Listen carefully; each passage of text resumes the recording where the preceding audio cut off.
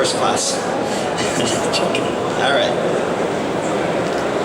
Okay, so how's everybody doing? Let's start off with that. Has anybody done that? Am I the first speaker asking how everyone's doing? Doing well? Awesome, okay. Maybe awesome? A little bit tired? It's not Ramadan anymore, so we can't use that as an excuse. Anybody else? Are we doing good? Okay, cool. My name is Cheyenne. I am the Chief Strategist of AMENA Automotive Association. My colleague, Chairman of AMENA, spoke, what was it, about an hour ago? Who here was at Alan's session about an hour ago? Nobody?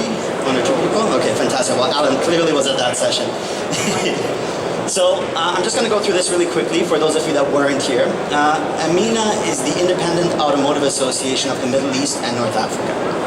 And our whole goal is to support manufacturers, dealers, third-party suppliers, and professionals in the industry to succeed. Now, the way we realize this, we say, okay, we want to raise standards, we want to enable prosperity, we want to enable success. And the way we make this happen is through a couple of pillars. One of them is insights and intelligence. So we got a whole team that works on data and insights to make sure that we go from a data-starved market to a data-driven market. And we got a couple of products, as Alan said, that we're going to be launching very soon. We can't announce it yet, but we'll be out soon, and it will be some great data for the industry in this region. Next up, we have professional development, which is AMENA Academy, and that's the collaboration that we have with Automechanika that we're here today. So we got sessions and trainings that are not necessarily in the traditional automotive training, and even today's session is one of those where we're going to be talking about the automotive industry, we're going to talk about the aftermarket, but really what we're trying to do today is to look at what kind of inspiration and what kind of lessons we can learn from other industries that have been disrupted, from other industries that have where the value chain has already completely changed, and what can we learn from them so that we can adapt them today and become more resilient towards the inevitable change. Did you call it the inevitable change, Alan, or what did you? It is the inevitable change, as we know. Now, we already know this. I'm not going to go over this. I think everyone has talked about the digital disruption, innovation. What are all the buzzwords? 10x, 100x, everything's changing, ACEs, we're at an inflection point. Is there anything else in there, or I think I covered all of them there? Now, if we look at it in terms of paradigms and ways of thinking, today we have a market where different players are in that market, and they're either creating value and also extracting value in that market. And it's a way of thinking that's been around for more or less for the last 100 years. What's happening now, though, is a new paradigm is emerging, okay? A new, very different paradigm. And that has to do with a lot of things. It has to do with the fact that right now, in many markets, Gen Zs are actually outnumbering millennials and baby boomers. It has to do with the fact that spending power has changed. It has to do with the fact that people don't necessarily have the same relationship with cars. So we're going to see these big changes happening in this new paradigm. And as you can see, this new paradigm doesn't necessarily overlap with the existing paradigm. So what you're going to inevitably see happening is as the old paradigm in a few years vanishes, there's going to be players that are going to be left outside that paradigm, okay? And when we talk about the value chain and exploring the value chain and figuring out what to do in the value chain, we're looking at what are some things that you can do so that you're not left out and so that you can evolve your business and move to the new chain. Now, that doesn't mean you close shop today. It means you continue the business of today while exploring opportunities and develop the business of tomorrow. That's the game you need to play. So, when we talk about value chains, and I talked about other industries, you see a lot of different disruptions happening. There's always a tipping point, okay? So for Tesla, for instance, in the US, they figured out that the average distance that people drive their cars was 300 kilometers. And there were some other factors to relate it to battery cost and battery capacity. But once those factors were reached, the entire value chain started changing and started taking a new look. Same with, we talk about connectivity. One of the things that's causing a tipping point in connectivity and us having instant access, as we all know, is 5G. With that extremely low latency, we get to see something completely different happening. So, okay, we know that. There's going to be a tipping point. We may see it now, we may not see it, but that tipping point is going to happen in the automotive industry, in the aftermarket as well. And what does this mean for the value chain? So, quick definition. Who here knows what a value chain is, by the way? Who can define it for me quickly? Can I go back? Don't want anybody to Can anybody define the value chain except you, Alan? Anybody take a business class? Yeah, go ahead. It's the life cycle. Okay. Anybody else want to hazard a guess? Okay. So there's a couple of definitions. Some look at it as the supply chain. Some look at it as the life cycle. The definition I use for the context of today's talk is the value chain. There we go. Sorry. The term value chain was coined by Michael Porter, and he had it a little bit more complex. I simplified it, but the point of the value chain is that it's about generation of value for the customer. Okay, so that's what it is. At the same time, though, it provides a roadmap for companies along the value chain to see where they are and where they want to move into tomorrow. So at the very most simplest kind of level, these are a couple of the levels. So you have some R&D or engineering design work. Then you got some sourcing of raw materials, or you need to get some materials in there. This could be production, this could be manufacturing, this could be assembly. Then we get into distribution, different kind of distribution channels. When we talk about sales, this can be store, this could be wholesale, different models there. Then fulfillment, that could be maybe a shipping or fulfillment company, a 3PL company doing that kind of thing. And then the last part is customer use and support. And this is where the customer is using the product or needs additional help and goes for support. So where are you in the value chain? Just by show of hands, who here is more towards the left side of the value chain right now in the work they do? Okay, 2 people. Who here is in the second half of that value chain? Okay, a couple. And who here won't put their hand up no matter what I said today? All right, there we go, one person. All right. Okay, let's see if this works. Fantastic.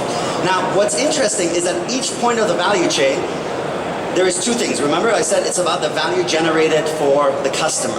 But you can also look at it from the flip side. You can look at it as the value extracted at each stage. So, for example, an OEM, when he's manufacturing a car, he has one margin in the production of the car. A dealer has a different margin in selling the car. And then an Uber has a much higher margin because they're playing a totally different game and they're making a much higher margin on their business.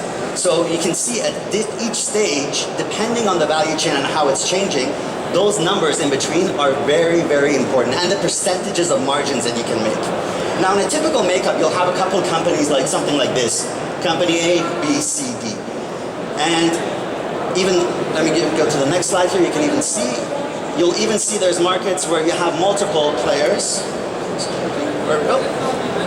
So you have multiple players competing. So you may have two companies that are doing sourcing, multiple companies doing distribution, multiple companies doing sales. So if you're a parts provider or you're a trader that sells parts, that means that if you're selling Michelin tires, for example, you may have 3 different players that are trading in Michelin tires and competing for that in that market. Now, when you look at what can happen in the value chain, there's different approaches. Of course, if you get big enough, one approach that's very common is you may start buying out competitors. That way you consolidate the market, increase your buying power. What happens? You get parts or components for a lower price, profits go up. One approach. Or say you want to enter a new market again. You purchase a company or you partner with a company and then you can build different things. Another one is vertical integration. We look at a company, who here knows a company called Warby Parker? They produce kind of snazzy glasses and also sunglasses now. What they do is they decided to disrupt the entire sunglasses production model, where they went and they decided to take control of the entire process from the lens production to the distribution. And they were able to reduce the costs a lot and sidestep all the traditional players because they're going directly to customer. So what they did is they decided, you know what, we're going to go from approximately here all the way down and we're going to manage that ourselves. So that's another approach as well. So there's different ways to go up and down the value chain. Now what I'm going to do is I'm going to go over 3 different examples today first of major disruptions, companies that have looked at that have basically completely changed the value chain of an industry. The first one of these is going to be our friends at Kodak here. What year did Kodak go bankrupt? Was it 2000s or late 90s? Yeah. They're bankrupt now. They're not around, let's put it this way. So, In 1970, Kodak actually came up with the first digital camera prototype. But as you can see on the slide right there, management thought it's best not to hurry switching from making 70 cents on the dollar selling film to 5 cents at most in digital. Guess what? They delayed, and before you know it, they were too slow, the disruption came too fast, and they were out, even though they were first. You know, people talk about Netflix versus Blockbuster and this versus that. The reality is Blockbuster had a lot of those developments and technologies Netflix had. They just didn't move fast enough up and down that chain. So where is the disruption in the value chain for Kodak? It's in these kind of three areas. You look at sourcing. When you move from traditional film to digital, you don't need film anymore. So what does that mean? All the materials and resources that go into film, gone. Look at production. You don't need to produce film. So what happens to all those factories and all those assets and all those investments? Then you go at the very end at customer use. What did you have to do if you're old enough to remember? You had to, when you finished the 25 or was it 30 pictures you took, then you had to take it to a shop, get it developed, wait, you know, come back, oh no, I didn't want this, you know, and all this. And then you have to also maintain all the films as well. Obviously now we know, you take a picture, Instagram, look at it, post it, it's done. So in three stages did the big disruption happen. And this is what it looks like in terms of the market. This is the US camera market. So we see film cameras, digital cameras, and rolls of film, yeah? So you kind of see, it looks for a long time, you see digital cameras have been around. It looks like there's no change coming, you know? And then you hit this point where suddenly things shoot way up. And this will happen in every industry. A big mistake, you know, one of the things that we do in AMENA, we meet of course with a lot of OEMs and dealers, and when we sit down with them and talk about their strategies, they say, yeah, but electric vehicles is only this many, or the market is still this small, or these guys are not that big yet. But the reality is that change is not going to happen linearly, step by step. You're going to have slow, and then suddenly you're going to hit a point where everything changes, and then entire businesses and value chains are suddenly out. So the change, as you can see, digital cameras, they started picking up in 1999, and then we have rolls of film and cameras sold, and they started declining heavily. Now, Kodak, 1970s, they had the prototype. What were they doing between 1970 and even 1995? That's 25 years, okay? Now, as you guys mentioned, a lot of you guys are in the second half of that value chain. For you, because you're not as invested in all the big assets, it's actually easier to move up and down and adjust. And I really invite you guys to think about how to adjust today and think about building some resiliencies in. We're going to talk about that a bit more. Another one, IKEA. Does someone know how IKEA's model got started? The answer is there, an accident. But what was that accident? So a designer at IKEA had one of their, you know, I don't know what they're called, tufting, lift, I don't know how to pronounce those, but they had one of those tables, and they wanted to load it in the back of their car. And they kept trying to put it in the car, it didn't work, and then it hit them, why don't I just take off the legs? Put it in, aha moment. And based on that, they completely redid their business, and a whole new business model emerged. Now, what's interesting is when you look at IKEA, they disrupted the entire value chain up and down. Because what happened? If you look at production, distribution, sales, if you go into an IKEA, it is a warehouse. You don't need to worry, it's not a shop. It's a giant warehouse where people, where there's instructions on how to take those things out. So they've combined all of those into one step. And other players now face basically a lose-lose situation. Choice number one, okay, we do the same thing IKEA does, but if they don't have the brand narrative, the strategy, you know, the values, people are not going to align with that, and that's why someone like Blockbuster went bankrupt. At the same time, too, they can say, okay, you know what, we're going to continue doing what we're doing, or we're going to try to find value somewhere else. But they're going to be at a big disadvantage because remember, at each step there is dollar signs to be made, at each step there's percentages to be made. So in a traditional setup, they will never be able to make as much profits as IKEA does. So in 2000, I think 2002, IKEA became the furniture manufacturing world leader. I think in 2005 they became #1 in the US as well, and we know the rest. Now, IKEA is interesting because they go down even to this, if you go to their website, they even give you instructions of what you need to do check the notes on the shelf. They give you instructions on how to be a warehouse operator, you know? Hey, go check the notes. Our core workers are there. They'll point you in the direction. If you scroll a little bit down, make sure you take measurements at home and all these things that traditional furniture providers would potentially do as a value-added service. And there's this thing now in psychology as well called the IKEA effect, where this is something that emerged later on, where people realize that when you make your own things, you actually value it more, you know, than when you buy it. And that effect actually helps IKEA as well kind of cement their position. All right, next one. Who knows that company? Louder, please. Tesla. Okay, Tesla. Honestly, it could be any electric vehicle manufacturer, but as Alan mentioned in his keynote earlier, conventional powertrains in internal combustion engines have thousands of parts, 2,000 and up.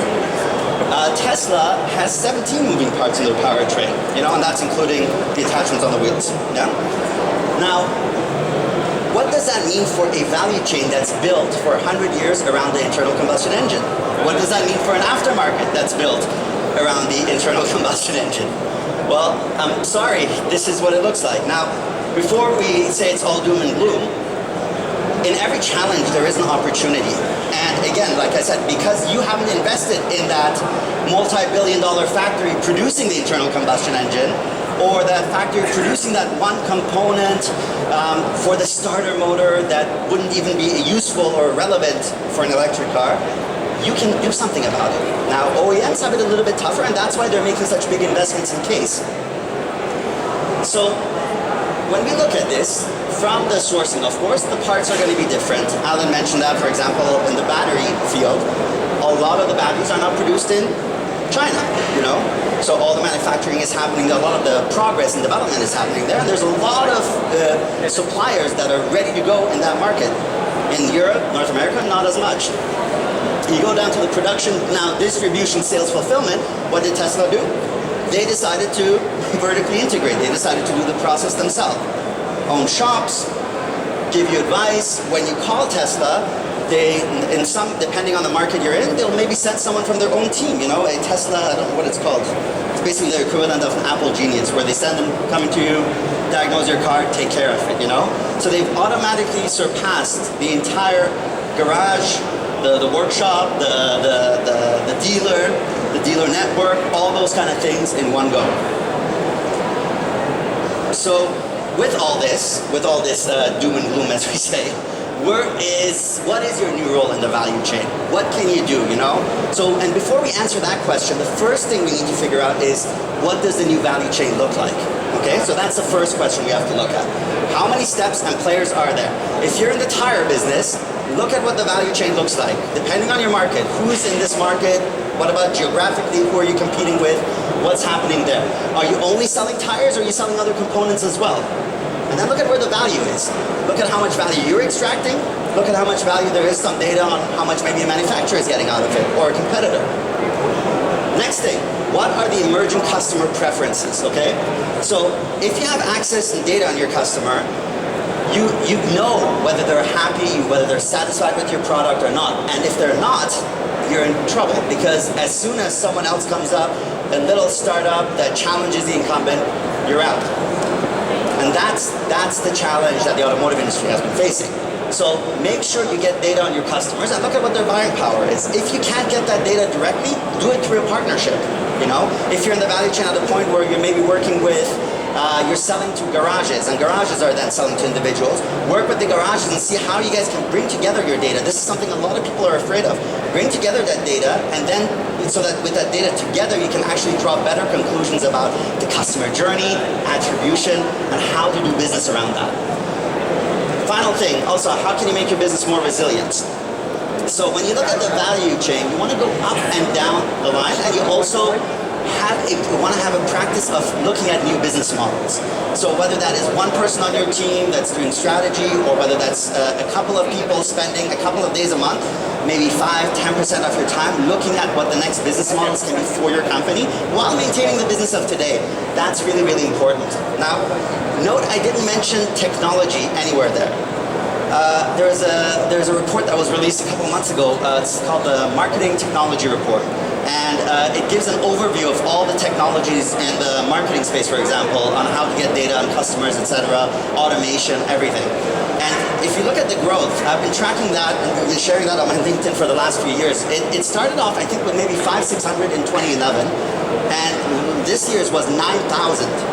That means there is enough technologies out there that can support your business. But before you jump to the technologies, which is a mistake that people do, where they say, okay, you know what, this whole digital thing, this whole disruption thing, all this, that's my IT department's job. No, it's actually not.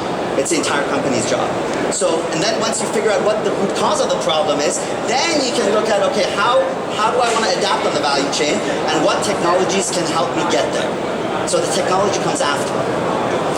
This is a study from Deloitte. I think it was from last month, actually. So they surveyed a bunch of massive companies, and they looked at where they're looking to invest and strategize to increase their resilience with all the disruptions that are coming. And they've categorized it as already taken, actions they're planning to take. But if you look at this, you can see exactly, they're either looking to diversify their financing sources, they're looking to make strategic acquisitions. These are all related to your value chain. They're looking to outsource certain functions that may not be profitable for them because they don't have the scale or whatever that may be. Building a pool of flexible workers. This is a trend that we're seeing, of course, emerge. And they're doing all these kind of things and exploring this because they know if they don't, they're going to be out of business tomorrow. Shoot me a line later. I'll send you the full report. It's 20 pages. Fascinating read. Well, not interesting read, but fascinating if you're a strategist. Key things though, key takeaways. What they're looking at is where do we shift the money, okay, or how do we manage money? Some of them, we'll talk about some inspirations in a second, some of them even go to the point where they don't charge customers anymore for their sale, they charge them for the service, they charge them by the hour, and they start managing assets. Who are the clients? Some say, you know what, let's just focus on high margin clients, you know, adjust your business, focus on the high margin clients because we're getting killed on the low margin clients. Technologies we discussed, and also diversify. By diversifying, you make yourself anti-fragile. By having a portfolio of different not businesses, but different units, or if you're operating at different parts of the value chain, you protect yourself if there's a big disruption in one part of the value chain. A couple of years ago when the tsunami happened in Japan, and Toyota couldn't produce cars for, I think it was a couple of weeks, right? And what happened was they realized that they had these tier 1 suppliers that were around the world. But the tier 2 suppliers that were providing to the tier 1 happened to all be in this one region. Then the other issue they had was that everyone talks about lean and agile and all these kind of things, you know, just-in-time production, which meant they didn't have enough stock to provide the parts. So you have to really think deeply about how you're going to make yourself resilient. Look up and down the line. Think about where the opportunity is. Look at where the margins are, you know. We're doing a lot of work with, like I said, with a lot of the family offices and the dealers in this region. And we're looking at up and down the line to see what can be done so that they can be successful tomorrow, not just today. All right? So in the aftermarket, of course, you want to move from parts to value-added services. See what the value-added services are and see how you could maybe charge for those value-added services. So don't be just trading parts because that's going to go out. Next, if you're in providing apps or services or platforms, the number one thing, Alan talked about this earlier too, was connectivity, connectivity, connectivity. A sub-point of connectivity is integration. So if you're developing an app, a service, or a platform, make sure it integrates with Android and iOS at the very least, and make sure it integrates with the car systems that are being developed as you move forward. So the key also here is you don't want to necessarily do everything by yourself because it's going to cost a lot of money. You may not have the capabilities or the manpower to do it. You want to partner up. Again, Alan in his talk, sorry I keep referencing your talk over and over again, it was a pretty good talk. You were talking about BMW and Mercedes, two competitors that never would have come together, now coming together to create a mobility company that is creating mobility platforms. Why?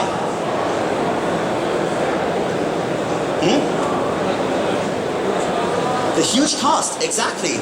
It's not easy, you know, building these kind of things. And then, of course, when you go down here, we're moving away from potentially from individual owners or smaller customers, and we're moving to fleets and bigger operations where it's not important. The unit cost of that single item is not important anymore. What they're looking at is downtime. What they're looking at is okay, these cars are now running 20 hours a day instead of the 4 hours a day. What can we do next? So that's what you want to be looking at. So you want to see, how can I fit into this ecosystem? Maybe you launch a new way of charging your customers where you manage the parts, you manage the repair, and you charge them a fixed monthly cost. Obviously you have to do some calculations around that. But that's one of the ways you can look at it. Now, before we wrap up, I just want to give you a little bit of analogous inspiration. The inspiration part got cut off in the title of the session, so it's actually inspiration, so I want to leave you guys off with a little bit of inspiration. So I'm going to look at 4 companies and what they're doing, and these are things that you can use as inspiration for what you may want to do moving forward. First one, of course, is our good friends at Amazon. So Amazon notoriously takes all its revenues and reinvests it back into the company. So they have very thin profit margins all the way throughout. Because they're playing the long game. Now, not just the long game, the very, very long game. But one of the things Amazon did early on was they started Amazon Web Services. Because when you have a bookstore or you have a warehouse and you sell a book, the margins on that are more or less fixed. But when you're selling a web service that's scalable, you can scale much more easily and the profit margins are going to be much bigger.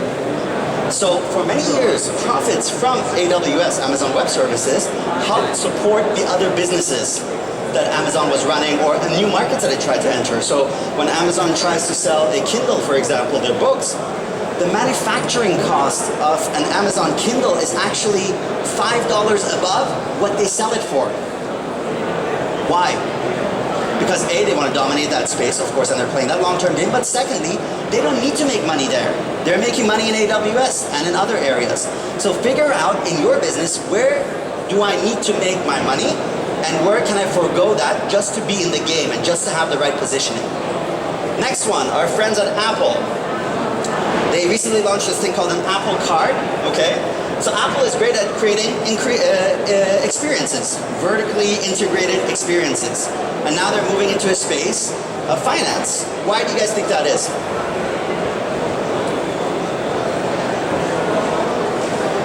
It's a multiplier, exactly. So it's a profitable business, of course. Customers, are customers happy with their banks and financial institutions, yes or no? Oh, come on, I know it's late. Yes or no? Indulge me. No, okay, perfect. Thanks, Alan. and thirdly, Apple is, like I said, Apple knows how to integrate these things in a seamless way. So they're going for it. And suddenly, all the existing banks and existing value chain is now freaking out at what's happening here. Another one, 3M. These guys actually got it from a very, very early time. Who here knows about Google's 20% time? Google's 20% time? Okay, so Google's 20% time is this thing where every person at Google needs to spend 20% of their time on new innovations, new projects, etc. And it's, a lot of people think when they talk about this thing, they think, okay, this is a Google thing. Of course, it led to Gmail and a lot of other things as well. But the first company to really do this and be successful for the last 60 years has been 3M. Theirs is called 15% time.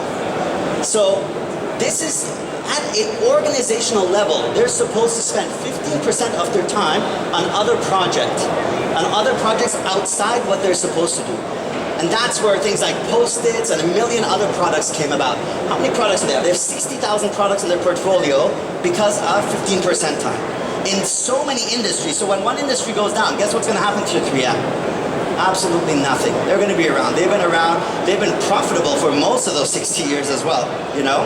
So that's a business that's completely resistant to disruption. And finally, Caterpillar. I used to work in the heavy industry before getting into the automotive industry. And one of the things that I came across was how it was right at the time when Caterpillar was shifting from selling equipment, which they couldn't compete anymore because guess what? Providers and manufacturers in China and other markets could always be cheaper. No matter how low they would go on price, there would be someone that's cheaper. So Caterpillar completely shifted their strategy. First off, they have rental services where they rent out equipment. It's their equipment. They know how to maintain it in a very cheap way, so they got that.